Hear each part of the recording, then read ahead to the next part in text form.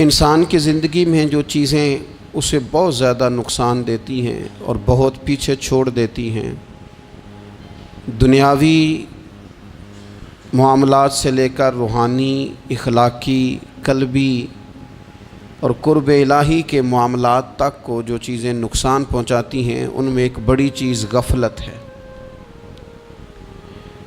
ایک لفظ ہوتا ہے جو ہمیں اکثر سننے کو ملتا ہے کہ آپ کی توجہ نہیں ہے۔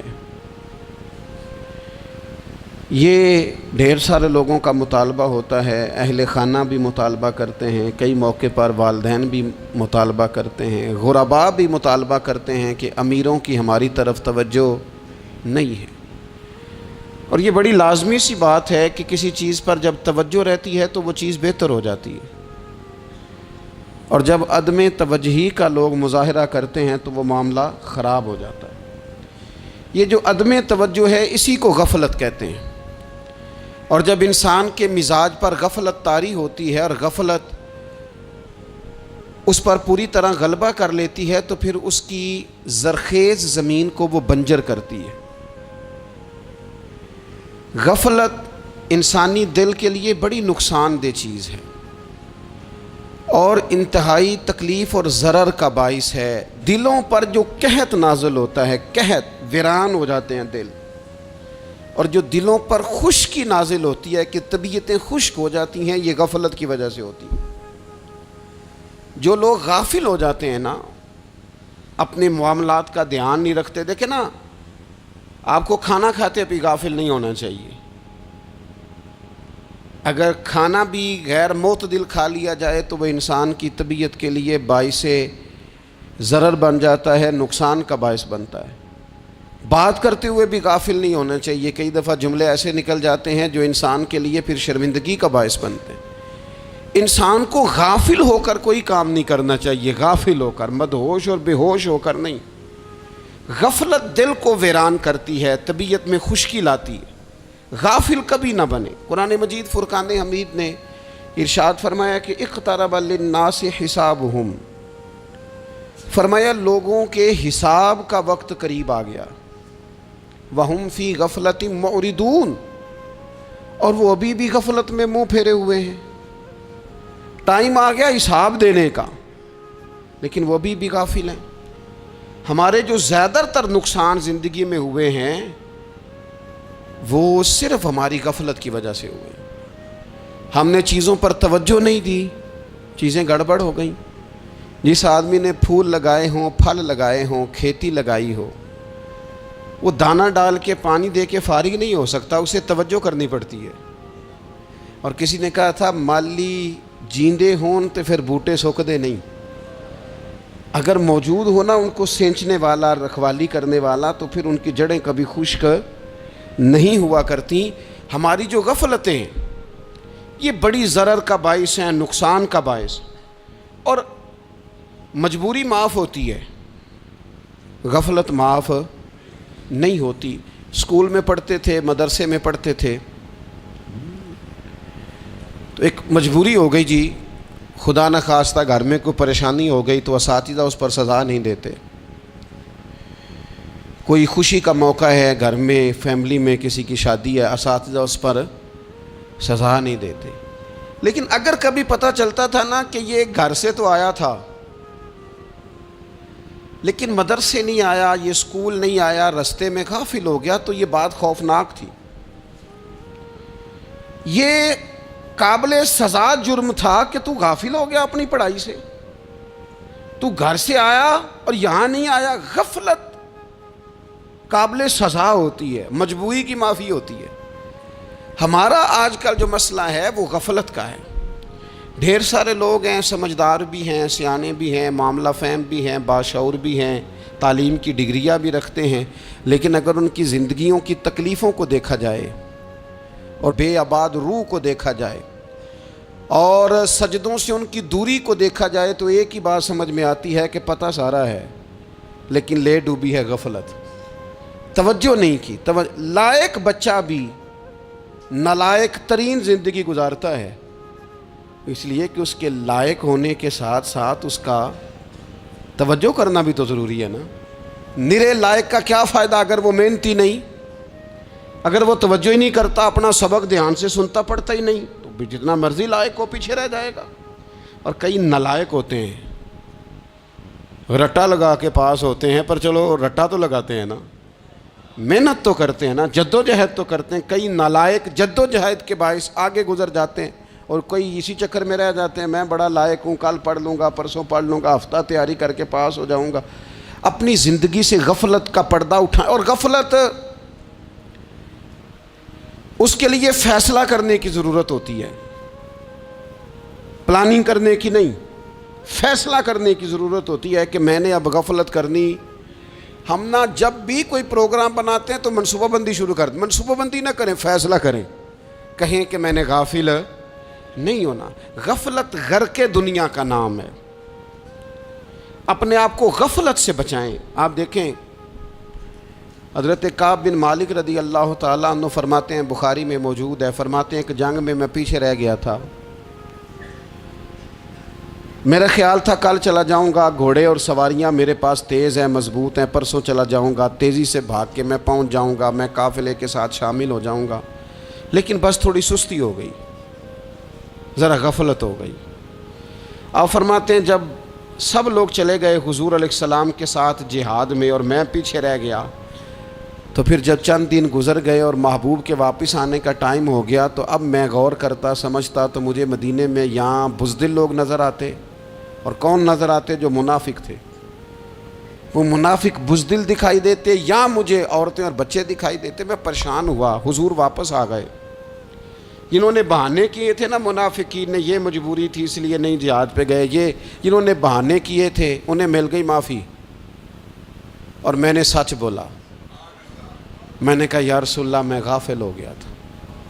اب کہتے ہیں میں نے جب کہا نا حضور سستی ہو گئی تھی، ذرا غفلت ہو گئی، تو بندہ محبوب سے ہی غافل ہو جائے، بندہ وہیں سے غافل ہو جائے۔ جو دم غافل سو دم کافر، سانو مرشد اے ہو پڑھایا۔ جب کہا نا حضور وہ غلطی ہو گئی، کوئی مجبوری نہیں تھی، تو فرماتے ہیں باقیوں کو معافی مل گئی، میرے ساتھ حضور ناراض ہو گئے۔ ایک دن نہیں، 2 دن نہیں، 50 دن حضور ناراض رہے۔ مدینے کی گلیوں نے مجھے پہچاننا چھوڑ دیا، در و دیوار سے مجھے یوں لگتا تھا کہ میں پردیسی ہوں۔ فرماتے ہیں میں مسجد میں آتا تھا، میں جب محبوب کو دیکھتا تو حضور رخ انور پھیر لیتے، اور مجھے پتا تھا جب میرا چہرہ ادھر ادھر ہوتا تو پھر کریم رحمت کی نظر فرماتے ہیں 50 دن مسلسل۔ پھر مجھے حکم ہوا کہ بیوی بھی بھیج دو، میکے بچے بھی بھیج دو، ننھال یعنی تنہا رہ جاؤ۔ فرماتے ہیں وہ میں نے قید تنہائی کاٹی، لیکن شکر اللہ کا یہ ہے کہ میں سچا تھا، بس ذرا بھول گیا تھا، بس ذرا غفلت ہو گئی تھی۔ تو فرماتے ہیں پھر اللہ تبارک و تعالیٰ نے میرے اوپر فضل یہ فرمایا کہ میری توبہ کا اعلان رب نے قرآن مجید میں فرمایا۔ تو غافل نہ بنے کبھی بھی، ہمارا نا مسئلہ یہ ہے، اور آپ نے ناراض نہیں ہونا، ڈھیر سارے لوگ غافل ہو جاتے ہیں، مالدار بھی غافل ہیں، صاحبان علم بھی الا ماشاء اللہ بہت ساری جگہوں پہ غافل ہیں۔ جن لوگوں کو 4 لوگ جاننے لگ جاتے ہیں، کوئی مقام حاصل ہو جاتا ہے، وہ بھی بہت ساری جگہوں سے غافل ہو جاتے ہیں الا ماشاء اللہ۔ غفلت بڑی تکلیف والا منظر ہے۔ جو لوگ سمجھتے ہیں نا میں اب گڈ بک میں آ گیا ہوں، اب میں اچھا ہو گیا ہوں، اب میرے لیے خیر کہا جاتا ہے، مجھے اچھائی شاید یہ مستقل میرے ساتھ رہے گی، تعریف ہی ہوگی ہمیشہ، وہ بھی غافل ہو جاتے ہیں۔ اور یہ غفلت ٹھیک نہیں ہوتی۔ وجہ دیکھنی چاہیے کس وجہ سے انسان کو وقار مل رہا ہے، عزت مل رہی۔ اپنی زندگی سے غفلت کو اتار پھینکیں۔ تھوڑی دیر کی تو غفلت ہوتی ہے، لمبی تو نہیں۔ 2 منٹ کے لیے صرف اس نے ڈرائیونگ کرتے ہوئے چہرہ موبائل کی طرف کیا تھا، 2 ہی تو منٹ لگے تھے۔ لمحوں نے خطا کی تھی، صدیوں نے سزا پائی۔ لمحوں نے خطا کی تھی، صدیوں نے سزا پائی۔ ایک لمحے کے لیے غافل ہوئے تھے اور صدیاں، نسلیں روتی رہ گئیں پیچھے۔ بچے تڑپتے رہ گئے، اہل خانہ پریشان رہ گئے، ماں باپ ساری زندگی روتے رہے، لیکن یہ 2 منٹ کے لیے یہ غفلت جو ہے یہ بڑی تکلیف والا معاملہ. اپنی زندگی سے غفلت کو اتارنا ہے، غافل نہیں بننا، ہر وقت توجہ اور ساری باتوں پہ توجہ. بعض اوقات لوگ ایک طرف توجہ کر کے ایک طرف سے غافل ہو جاتے ہیں. نہ، توجہ ہمہ پہلو رکھنی ہے. ہمارے ذمے جتنے بھی حقوق ہیں ان سب پر توجہ، ہر چیز کا خیال. ایسا نہ ہو کہ عبادت کرتے رہ جائیں اور حقوق العباد ہم سے چھوٹ جائیں، اور حقوق العباد اتنے زیادہ ادا کریں. ایک صاحب مجھے کہنے لگے ایک دفعہ بڑے وثوق کے ساتھ کہنے لگے جی معاذ اللہ ثم نہیں جی ٹائم ملتا پھر نماز دا کی کریے، روزی کمانا بھی تو عبادت ہے نا. تو میں نے کہا آپ نے عبادت کرنا ایک حصہ قبول کیا ہے، آپ نے کل عبادت نہیں قبول کی. عبادت کل ہے، ہمہ پہلو. ایک حصہ آپ قبول کر کے نکل گئے اور باقی آپ نے چھوڑ دی. تو کسی ایک طرف سے بھی غافل نہیں ہونا. جتنی ذمہ داریاں ہیں، جتنی ڈیوٹیاں ہیں، ان سب کا خیال. اور جو بڑا آدمی ہوتا ہے، بڑا گھر میں بڑا ہو، قبیلے میں بڑا ہو، علاقے میں بڑا ہو، ادارے میں بڑا ہو، کلاس میں بڑا ہو، جو بڑا ہے اس کی تو ساری آنکھیں کھلی ہوئی ہونی چاہیے. ایک ایک پر اس کی نظر ہونی چاہیے کہ میری کہاں ضرورت ہے، کہاں مجھے اشک شوئی کرنی ہے، کس کے ساتھ میں نے کس طرح محبت کا رویہ رکھنا ہے. غافل نہ بنے. اچھا جی اب کیسے پتہ چلے گا کہ ہم غافل ہیں؟ یہ کیسے پتہ چلے گا؟ آپ کسی بندے سے بھی پوچھ لیں حالات کیا ہیں تو کہتا ہے اللہ کا شکر ہے کبھی کسی کا دل نہیں دکھایا، اللہ کا شکر ہے جی زمانہ ہو گیا 5 نمازیں پڑھتا ہوں، اللہ کا شکر ہے جی. کیسے پتہ چلے گا غافل ہیں؟ پہلی علامت ہمارے علماء اور صوفیاء نے غافل بندے کی لکھی ہے. اس آئینے میں نے اور آپ نے اپنا آپ دیکھنا ہے. غافل بندے کی پہلی علامت یہ ہوتی ہے کہ وہ دنیاوی کاموں میں چست ہوتا ہے اور اللہ اور اس کے رسول کی فرما برداری میں سست ہوتا ہے. یعنی نماز کے وقت تو اسے نیند ستاتی ہے، پریشانی ہوتی ہے، لیکن اگر کسی جگہ مال مل رہا ہو، پیسے مل رہے ہوں، وہاں جانا ہو تو پھر اسے کوئی چیز بھی تنگ نہیں کر. دنیاوی کاموں میں چست ہوگا، یعنی ٹی وی کے آگے، موبائل کے آگے وہ گھنٹوں بیٹھا ہوا ہے. اور اگر اسے 25 منٹ قرآن پاک سننا پڑ جائے، اگر اسے 20 منٹ دینی محفل میں بیٹھنا پڑ جائے، اگر اسے کہا جائے کہ تو 20 رکعت نماز نفل ادا کر، دنیاوی کاموں میں چست ہے، دینی کاموں میں، یہ غفلت کی پہلی علامت. پھر ذاتی معاملات پہ پیسہ خرچ کرنا ہو تو ڈھیر سارا ہے، کسی غریب کی مدد کرنی ہو تو. وہ ہمارے ایک دوست ہیں، وہ اکثر کہا کرتے ہیں، وہ کہتے ہیں آج کل کسی سے کہنا فلائی کام میں، دینی کام میں، کسی کی مدد میں کچھ 4 پیسے خرچ کرنے ہیں تو لوگ کہتے ہیں ہاتھ تنگ ہے. ہاں کوئی سستا پلاٹ ملتا ہو نا، اور اگر یہ سمجھ آ جائے کہ وہ مجبور ہے بیچارہ بیچنے والا، تو پھر کہتے ہیں میں 2-3 دوستوں کو پھاڑ لے سن. ذاتی کاموں میں جب بندہ چست ہو اور دینی کاموں میں سست ہو تو مطلب یہ ہے کہ بندہ غافل ہے. پہلی علامت غفلت کی. اور غفلت کی دوسری نشانی یہ ہے کہ انسان گناہ کے کاموں کو معمولی سمجھنے لگ جاتا ہے. یہ غافل بندے کی نشانی ہے. گناہ کو معمولی سمجھتا ہے، چھوٹا سمجھتا ہے. آج کل لوگ کہتے نہیں میں کو اکیلا کر رہا ہوں، ساری دنیا ہی کرتی ہے. اور جناب کیا ہو گیا اگر یہ غلطی ہو گئی تو بندے سے ہو ہی جاتا ہے. گناہ کو معمولی سمجھنا، چھوٹا سمجھنا اور کہنا پھر کیا ہو گیا ہے، انسان سے غلطی ہو جاتی ہے. آپ دیکھ لیں کہ سینکڑوں بیسیوں گناہوں کا بوجھ ہمارے سروں پہ ہوتا ہے، لیکن کوئی ہمارا دبدبہ ہے، کوئی ہماری گفتگو ہے، کوئی ہمارے جملوں میں خود پسندی ہے، کوئی ریاکاری ہے، کوئی تصنع ہے. یہ غافل بندے کی علامت ہے. نبی اکرم صلی اللہ تعالیٰ علیہ وآلہ وسلم نے فرمایا مومن اپنے گناہوں کو پہاڑ کی طرح سمجھتا ہے. یہ بخاری میں حدیث ہے. مومن پہاڑ کی طرح جانتا ہے اور وہ ڈرتا ہے کہ کہیں وہ پہاڑ اس کے اوپر گر نہ جائے، یعنی کہیں مجھے میرے گناہ کی سزا نہ مل جائے. چھوٹے گناہ کو بھی پہاڑ جانتا ہے، یار مجھ سے غلطی ہو گئی، مجھے ٹھیک کر لینی چاہیے، مجھے معافی لے لینی چاہیے، مجھے توبہ کر لینی چاہیے. مومن اپنے اوپر گناہ کو پہاڑ کی جانب سمجھتا ہے. اور حضور علیہ الصلوۃ والسلام فرماتے ہیں کہ یہ جو فاسق اور فاجر ہوتا ہے نا، اللہ کا نافرمان، یہ گناہ کو مکھی کی طرح سمجھتا ہے، یہ سمجھتا ہے میں نے اشارہ کرنا ہے مکھی نے اڑ جانا ہے۔ مومن کی علامت یہ ہے کہ وہ پہاڑ جانتا ہے اگر غلطی ہو جائے تو پہاڑ۔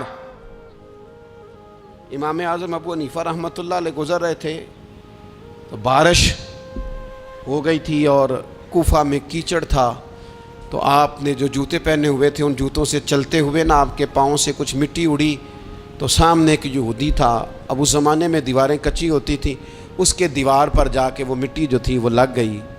اب امام صاحب بڑے پریشان ہوئے کہ میں نے اس کی دیوار کو آلودہ کر دیا۔ یہاں تو لوگ اپنی اینٹیں رکھتے رکھتے کئیوں کی دیواریں توڑ ہی دیتے ہیں، اور پھر وہ اس پر ماننے کو بھی تیار نہیں ہوتے، تسلیم کرنے کو بھی تیار نہیں ہوتے۔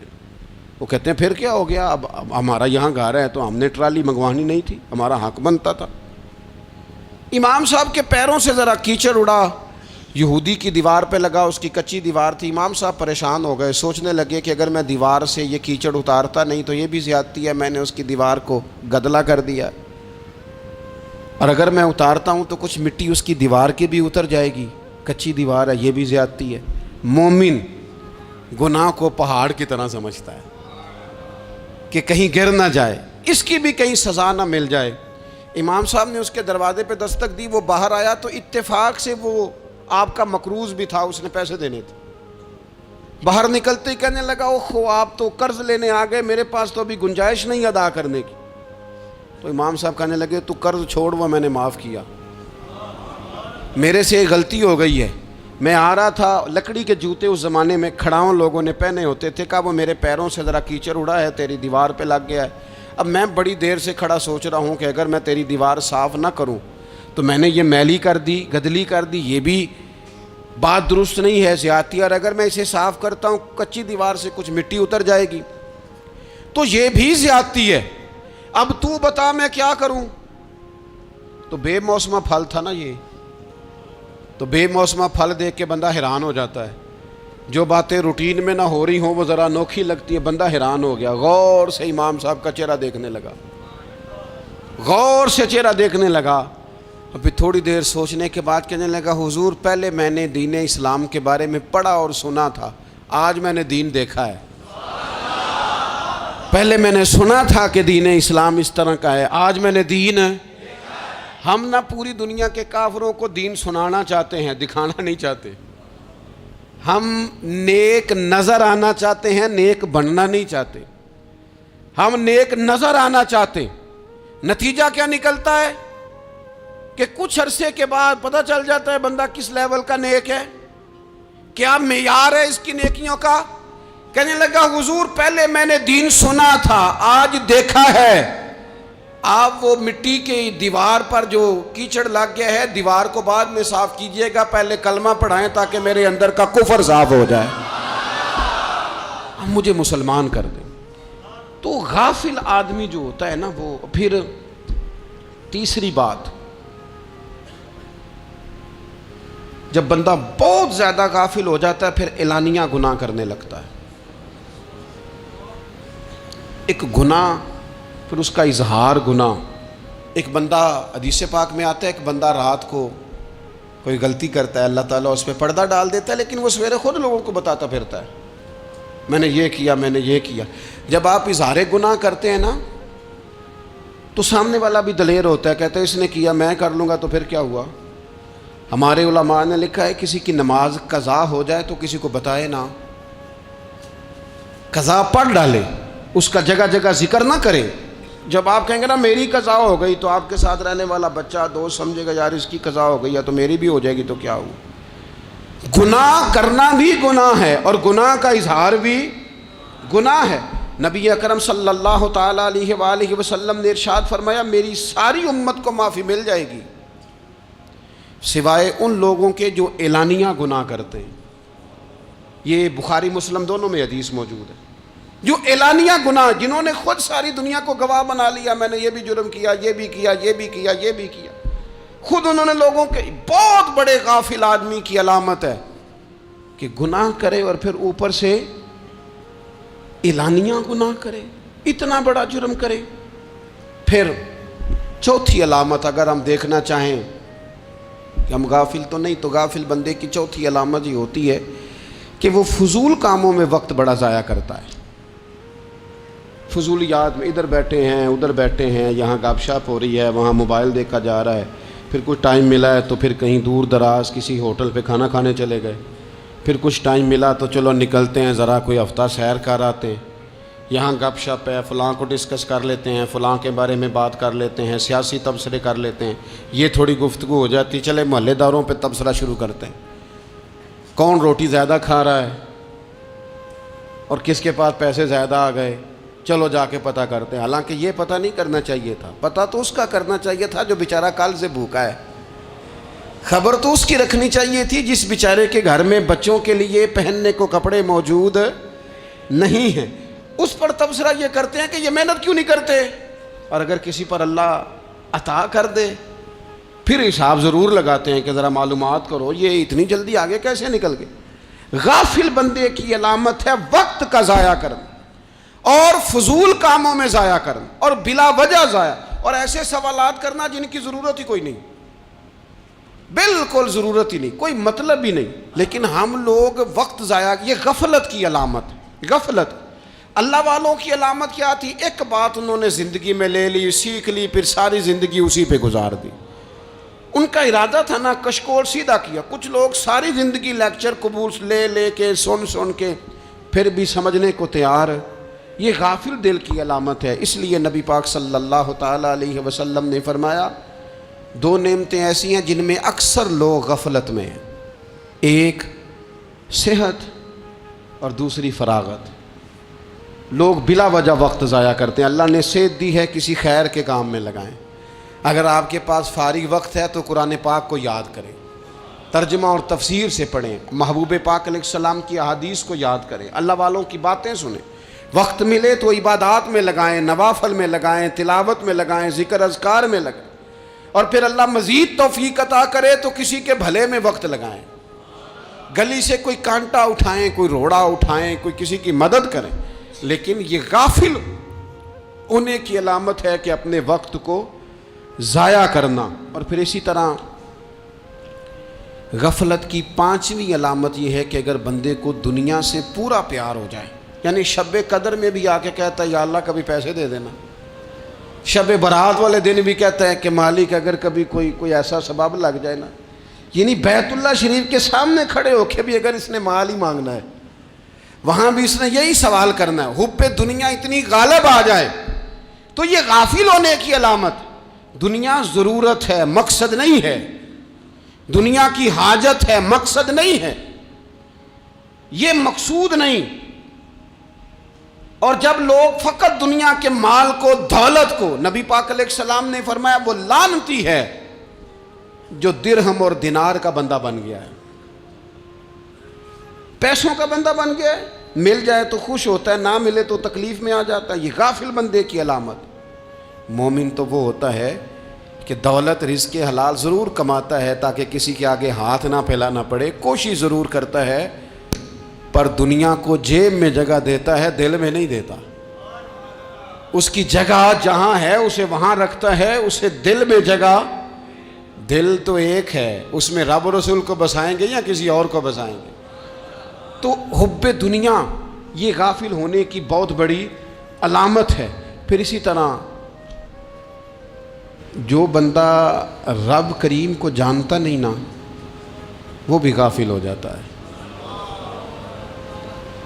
ایک تو جو یہ نہیں نہ جانتا کہ رب کریم سزا دے گا, مجھے دیکھ رہا ہے, اسے نہ اونگ آتی ہے نہ نیند آتی ہے, جو اس کی معرفت نہیں رکھتا کہ میرا رب ہر وقت مجھے دیکھ رہا ہے, وہ بھی غافل ہو جاتا ہے.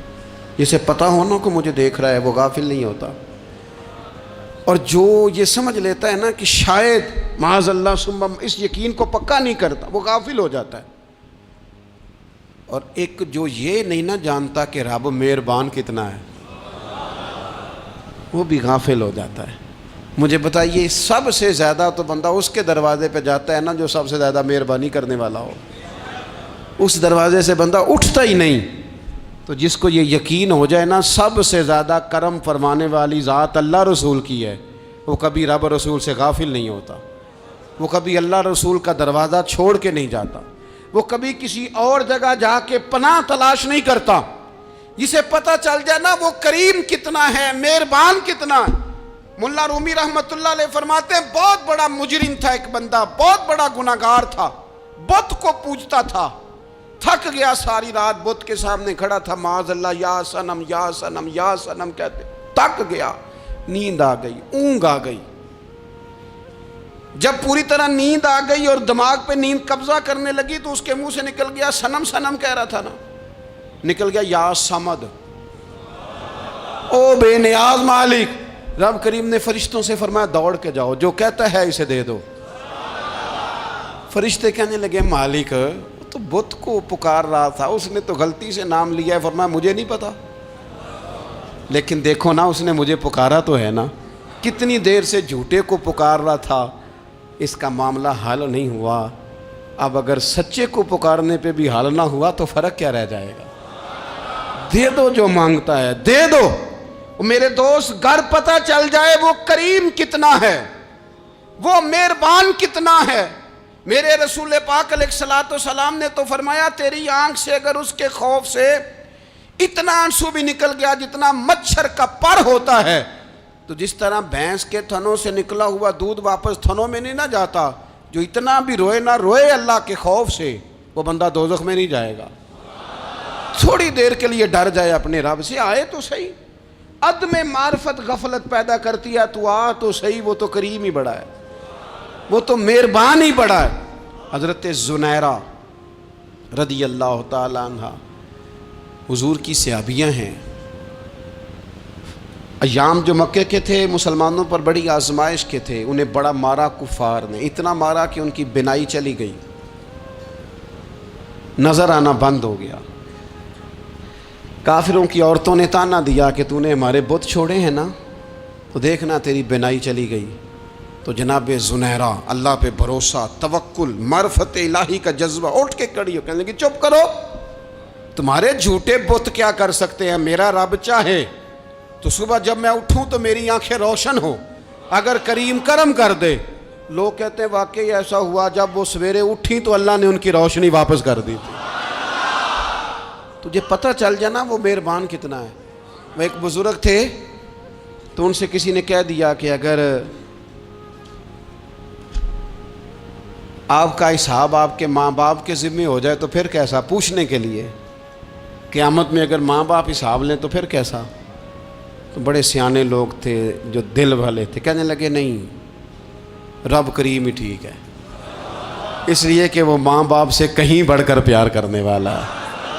اگر یہ معرفت مل جائے وہ کریم کتنا ہے۔ اور جب بندہ پوری طرح اس کی بارگاہ میں آ کے تڑپ جاتا ہے نا، مولا میں جاؤں کدھر، تیرا دروازہ چھوڑ کے جاؤں کدھر۔ اقبال کہتے ہیں وہ ایک سجدہ جسے تو گراں سمجھتا ہے، 1000 سجدوں سے دیتا ہے آدمی کو نجات۔ تجھے جگہ جگہ جھکنا نہیں پڑے گا اگر تو صحیح معنوں میں اپنے رب کی بارگاہ میں جھک جائے۔ تو میرے عزیز کوشش کریں کہ اس کی معرفت، اس کا کرم، اس کی عطا اور اللہ تبارک و تعالیٰ کے حاضر و ناظر ہونے پر عین الیقین، حق الیقین حاصل کریں۔ اور پھر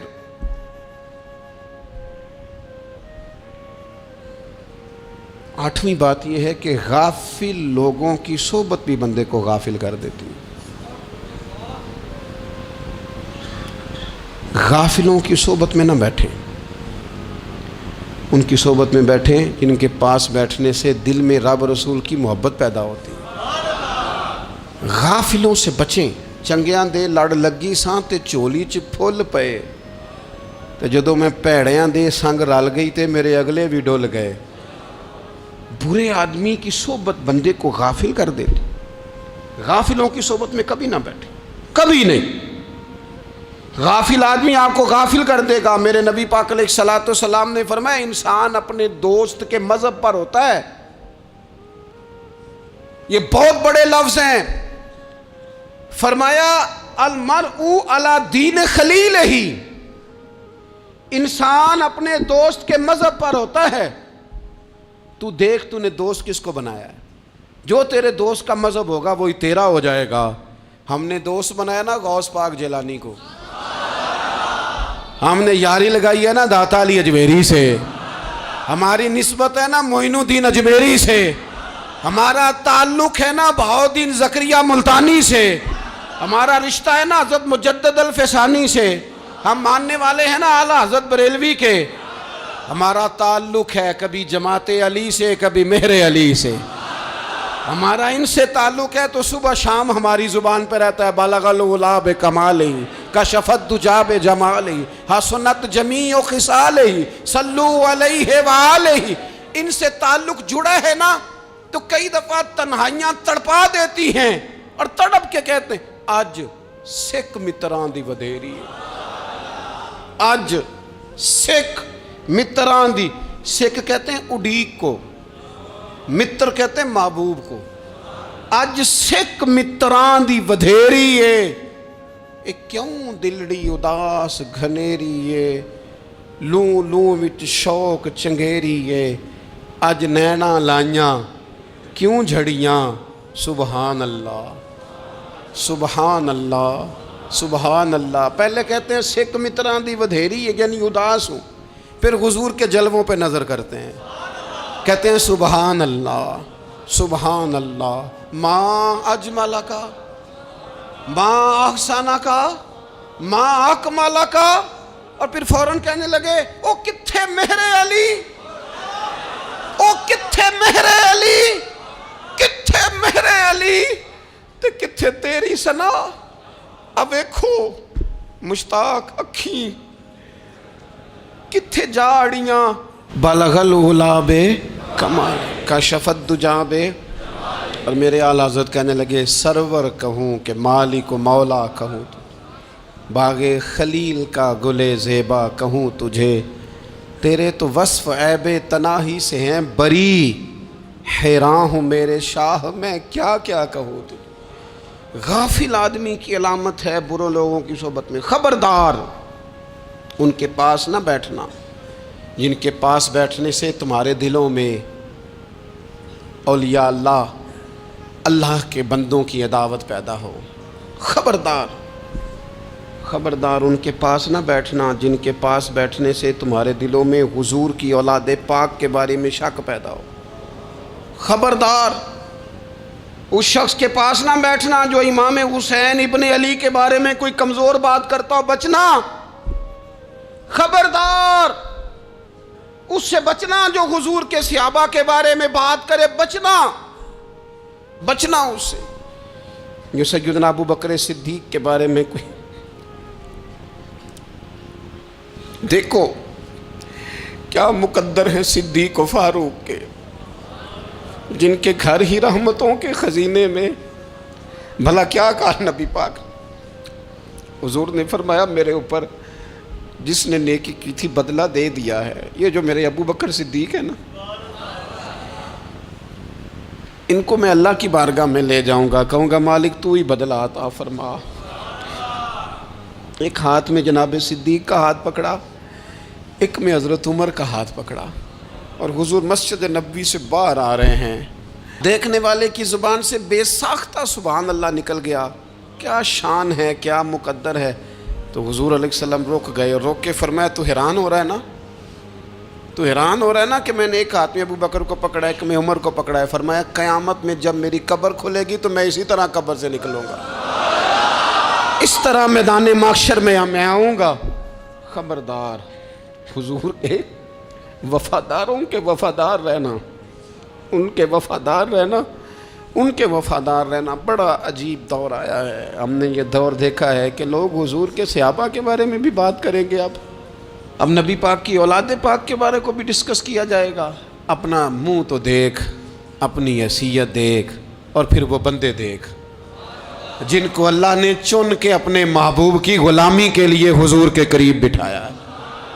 تو بچنا ایسے لوگوں سے، پرہیز کرنا، خبردار عقیدہ ستھرا رکھنا، عقیدہ ستھرا رکھنا، صاف رہنا، پاکیزہ رہنا، غافلوں کی صحبت سے بچنا۔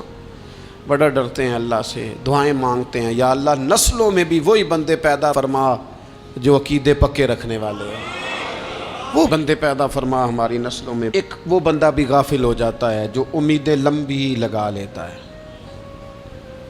جن کے منصوبوں میں دولت بھی ہوتی ہے، گھر بھی ہوتا ہے، اولاد کا بڑا ہونا بھی ہوتا ہے، پوتے پوتیاں نواسے نواسیاں دیکھنا بھی ہوتا ہے، یہاں بھی گھر وہاں بھی گھر، یہ سیر، یہ سارا کچھ ہوتا ہے، لیکن رب کی بارگاہ میں پیش ہونا جن کے پیش نظر نہیں ہوتا۔ لمبی امیدیں۔ حضرت مولا علی شیر خدا فرمایا کرتے تھے، میں تم پر دو باتوں کا خوف کھاتا ہوں، جو ڈر آتا ہے، ایک یہ کہ تم خواہش کی پیروی کرو گے، جو نفس کی خواہش ہوگی اس کے پیچھے لگ جاؤ گے، اور ایک کہ تم لمبی لمبی امیدیں باندھو گے، اتنے سال جینا ہے، اتنے 100 سال جینا ہے، یہ کرنا ہے وہ کرنا ہے۔ منصوبہ بندی کریں مستقبل کے لیے، وہ بری نہیں، لیکن تیاری رکھیں، تیاری رکھیں، اس بات کا بھی خیال رکھیں کہ اللہ کی بارگاہ میں حاضر ہونا۔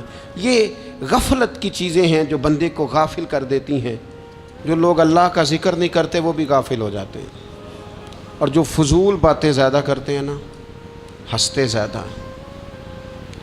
فَلْيَضْحَكُوا قَلِيلًا وَلْيَبْكُوا كَثِيرًا، قرآن کہتا ہے زیادہ رویا کرو، کم ہنسا کرو۔ نبی پاک علیہ الصلوۃ والسلام سے پوچھا تھا حضرت عقبہ بن عامر نے کہ یا رسول اللہ نجات کس چیز میں ہے؟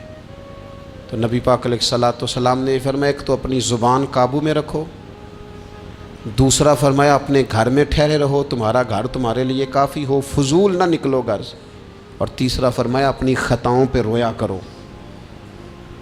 کثرت کلام اور فضول کلام اور بلا وجہ یہ بندے کو غافل کرتا ہے، دل کو سخت کرتا ہے۔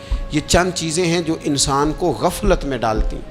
اپنے آپ کو ان چیزوں سے بچائیں اور غفلت کو توڑیں۔ آپ کے ذمے، میرے ذمے جو حقوق العباد ہیں ان کا پتہ کریں، جو اللہ رسول کے حقوق ہیں ان کی خبر دیکھیں، ہماری جو ذمہ داریاں ہیں ہم کس طرح انجام دے رہے ہیں اس پر توجہ کریں، اپنے معاملات کو ٹھیک کریں۔ ہم انسان ہیں، کوتاہیاں تو رہ جائیں گی، لیکن جب کوشش کریں گے تو پھر رب تعالیٰ مدد بھی فرمائے گا۔ ایک بات اور کرنی ہے، ایک تو میں نے عرض کیا غفلت کو توڑنا، ایک دوسری بات قرآن مجید کا ایک سبق اور، جب غفلت توڑنی ہے تو پھر لازمی طور پر ایک کام کرنا پڑے گا۔ میں نے یہ عرض کیا تھا کہ پلاننگ نہیں کرنی، فیصلہ کرنا ہے۔ تو فیصلہ کرنا ہے تو کرنا کیا ہے؟ پھر قرآن حکیم نے سورہ بقرہ میں کہا فاستبقوا الخیرات،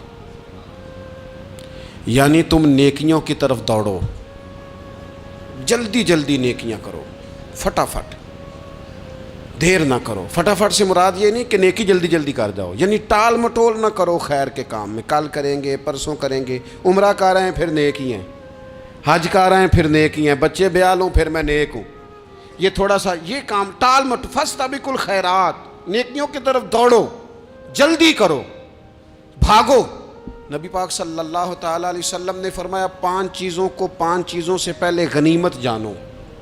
حضور علیہ الصلوۃ والسلام فرمانے لگے ایک تو تم جوانی کو نہ بڑھاپا آنے سے پہلے پہلے غنیمت سمجھ لو۔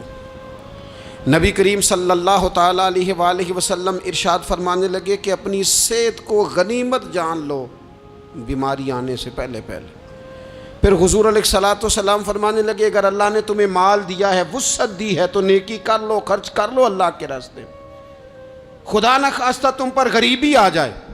اور پھر حضور سید عالم صلی اللہ تعالیٰ علیہ وسلم فرمانے لگے اگر تمہیں اللہ نے کچھ فراغت دی ہے، بہت زیادہ مصروف نہیں ہو، تو غنیمت جان لو، جلدی سے نیکی کر لو قبل اس کے کہ تم مشغول ہو جاؤ۔ اور 5ویں بات حضور نے بیان کی، فرمایا زندگی کو غنیمت جانو، موت آنے سے پہلے پہلے جلدی سے نیکی کر لو۔ نیکی کے لیے ساری زندگی منصوبہ بندی نہ کرتے رہو، نیکی کے لیے دیکھو نا، ہماری زندگی میں یہاں دنیا میں رہ کے چند منٹوں میں وہ نیکی کی جا سکتی ہے جو قیامت کے بعد صدیوں کا ہمارا فائدہ کرے گی، صدیوں کا فائدہ کرتے نہیں۔ پلاننگ کر رہے ہیں، منصوبہ بندی کر رہے ہیں، بس تیاری کر رہے ہیں، بس حضرت آپ دعا کر دیں، اللہ تعالیٰ دعائیں بھی قبول فرمانے والا ہے، لیکن جو نیکی نصیب ہوتی ہے اسے جلدی سے کر گزریں، اسے فٹافٹ کریں۔ میں ایک گاؤں میں گیا، اب تو خیر وہ دور نہیں رہا، یہ 10-15 سال 20 سال پہلے نا جو نوجوانوں کی مصروفیات ہوتی تھیں ان میں سے ایک مصروفیت یہ ہوتی تھی کہ گندم لے کے چکی پہ جانا ہے، آٹا پسوا کے لانا ہے۔ یہ ایک بڑی، چونکہ سبھی گھروں کے اندر سال کے لیے گندم سٹاک کر لی جاتی تھی، تو گندم لے کے جانا یہ ایک ڈیوٹی ہوتی تھی۔ ایک نوجوان ایک گاؤں میں، اس کی مجھے تعریف سننے کو ملی، تو ایک بوڑھی اماں کہنے لگی یہ تو بڑا نصیباں والا ہے، سارے دا آٹا پیا لے ہوندا ہے۔ اور آتے جاتے پوچھ لیتا ہے کہ اماں کوئی کہنے لگی میرے بچے باہر ہوتے ہیں، یہ مجھے دوائی بھی لا دیتا ہے شوگر کی، میں مریضہ ہوں۔ یعنی خیر جتنی ہو سکے، جتنی۔ میرے ایک سنگی ہیں تو سڑک پہ کوئی بندہ کھڑا ہوتا ہے نا، اللہ تعالیٰ انہیں سلامت رکھے، بندہ کھڑا ہوتا ہے تو کہتے ہیں میں اس سے پوچھ لیتا ہوں بابا جی کدھر جانا ہے، فلانی جگہ جانا ہے، تو کہتے ہیں میں موٹر سائیکل پہ بٹھا لیتا ہوں۔ بندہ دیکھ کے مجھے سمجھ آ جاتی ہے ضرورت مند ہے، کوئی چور نہیں، کوئی ڈاکو نہیں، ضرورت مند ہے۔ میں اسے منزل تک نیکی جتنی میسر آئے، جس حد تک میسر آئے۔ کیا کہا ہمارے نبی پاک علیہ السلام نے؟ حضور نے ہم سے فرمایا کچھ نہ ہو سکے تو بات ہی مسکرا کے کر لینا، اس پر ہی اللہ صدقے کا ثواب عطا کر۔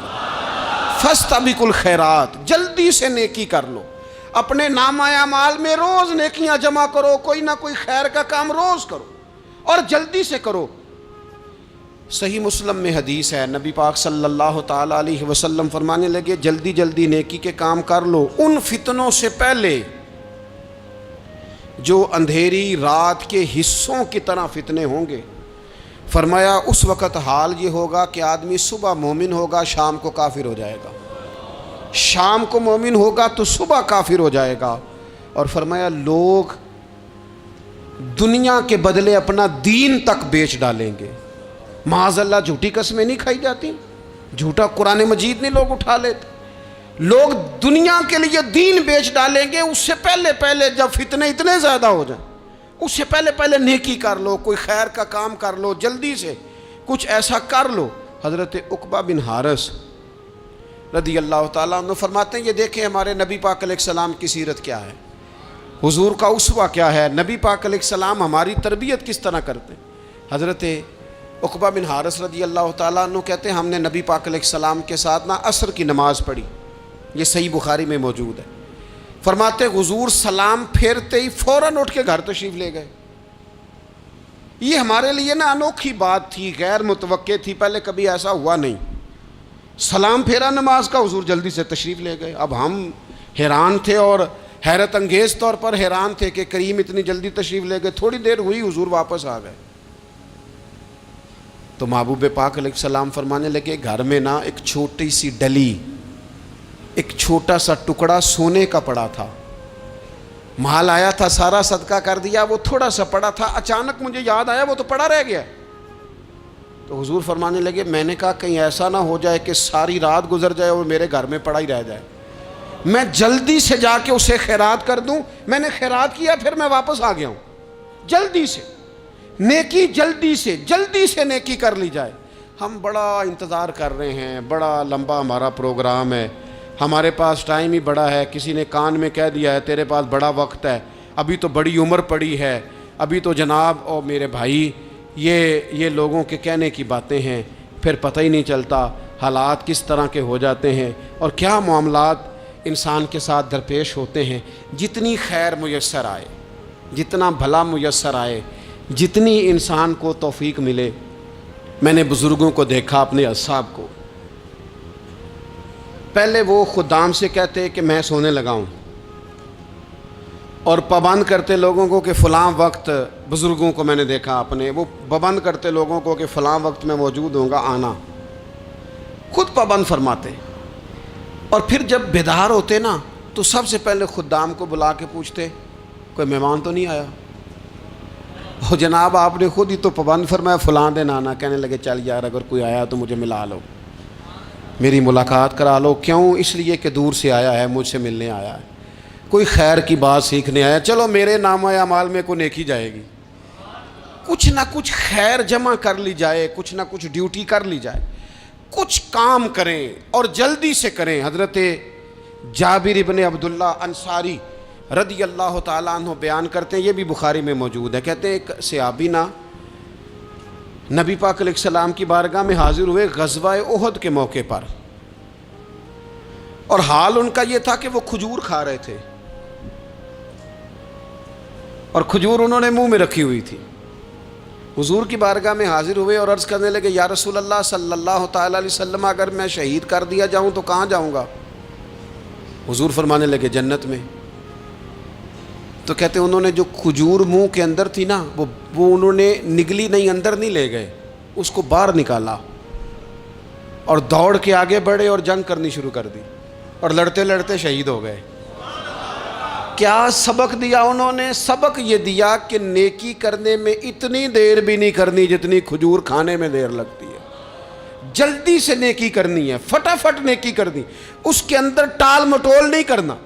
اسی وقت انہوں نے کھجور باہر نکال دی، دوڑ کے انہوں نے حضرت انس بن نضر رضی اللہ تعالیٰ عنہ، حضرت انس بن مالک رضی اللہ تعالیٰ عنہ کے چچا ہیں، میدان احد میں نا، احد پہاڑ کے قریب کھڑے تھے، لوگوں سے کہہ رہے تھے جلدی جلدی ادھر آؤ، وہ جنت جو انسان کو انتقال کے بعد نصیب ہوگی اور قیامت کے بعد نصیب ہوگی، فرماتے تھے مجھے تو ابھی احد پہاڑ کے اندر سے جنت کی خوشبو آ بھی رہی ہے، لہذا جلدی سے آؤ، ادھر دوڑو، جہاد کرو، آؤ کفار سے لڑیں۔ تو نیکی میں دیر نہیں کرنی، جو نیکی میسر آتی ہے، جس کو میسر، ماں باپ میسر ہیں تو خدمت کر لیں، اہل خانہ ہیں تو حسن سلوک کر لیں، اللہ نے اولاد دی ہے تو اچھی تربیت کر لیں، دوست ہیں تو خیر خواہی کر لیں، اگر آپ کو اللہ رمضان عطا کرتا ہے تو زیادہ سے زیادہ اس کی عبادت کر لیں، اگر نظر ٹھیک ہے تو تلاوت زیادہ سے زیادہ کر لیں، زبان چلتی ہے تو رج رج کے مدینے والے محبوب پہ درود و سلام پڑھ لیں، اللہ تعالیٰ کا ذکر کر لیں، جلدی سے خیر جمع کریں، اپنے وقت کو ضائع نہ کریں۔ یہ آج کا سبق ہے کہ ایک تو ہم نے فیصلہ کرنا ہے کہ بس غفلت نہیں، اب غفلت، اب انشاءاللہ اللہ اللہ کرنی ہے، اب کوئی خیر کا کام کرنا ہے۔ میرے حضرت کا ایک جملہ کبھی نہیں بھولنا، فرمایا کرتے تھے زمین کے اوپر کام، نیچے جا کے آرام، یہ چھوڑ دیں اتنے گھنٹے سونا ہے تو یہ کرنا ہے تو میری نیند میں دخل کوئی نہ ڈالے، پھر سوتے ہی رہ جائیں گے، سوتے ہی رہ جائیں گے۔ زمین کے اوپر کام اور نیچے جا کے جاگنا ہے، جاگ لے افلاک کے سائے تلے، پھر حشر تک سوتا رہے گا خاک کے سائے تلے۔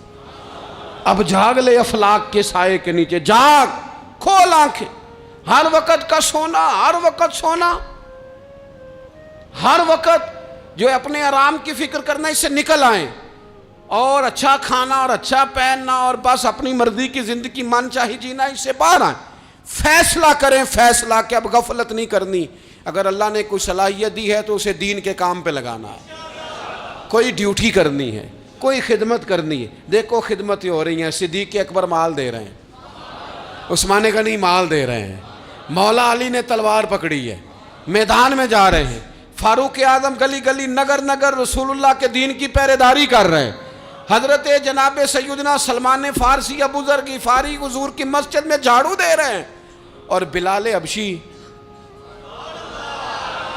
وہ نبی پاک کی مسجد میں اذان پڑھتے پڑھتے رب نے اتنا عروج فرمایا کہ کعبے کی چھت پہ کھڑے ہو کے بھی اذان پڑھنی شروع، انہوں نے اذان دے دی۔ تو کوئی کام کرنا ہے، غفلت کو توڑنا ہے اور نیکی کرنی ہے، ذرا جلدی جلدی خیر کا کام کرنا ہے، نہیں ایسے نہیں، فٹافٹ، کیسے جی؟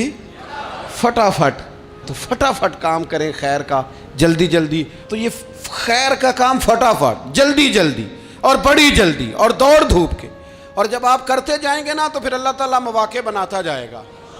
آپ سے میری اپیل ہے، بالخصوص میرے ساتھ جو وابستہ سنگی ہیں، جو پیار کرنے والے ہیں، دو باتیں آج آپ نے لے کے جانی ہیں گھر، یہی لنگر ہے، یہی آپ کے لیے دعا ہے، یہی ہمارے بزرگوں کا فیض ہے، یہی نصیحت ہے کہ آپ نے دو باتیں لے کے جانی ہیں، غفلت توڑ دینی ہے، فیصلہ کرنا ہے کہ آج کے بعد غافل نہیں ہونا، اور دوسری یہ بات لے کے جانی ہے کہ نیکی جلدی جلدی، فٹافٹ فیصلہ، فٹافٹ نیکی، ایک کر کے پھر انشاءاللہ دوسری کر کے پھر انشاءاللہ تیسری کر کے پھر انشاءاللہ چوتھی، یہ شروع کرنی ہے، اور آپ دیکھیں گے اللہ تعالیٰ مہربانی فرمائے گا، مدد کرے گا۔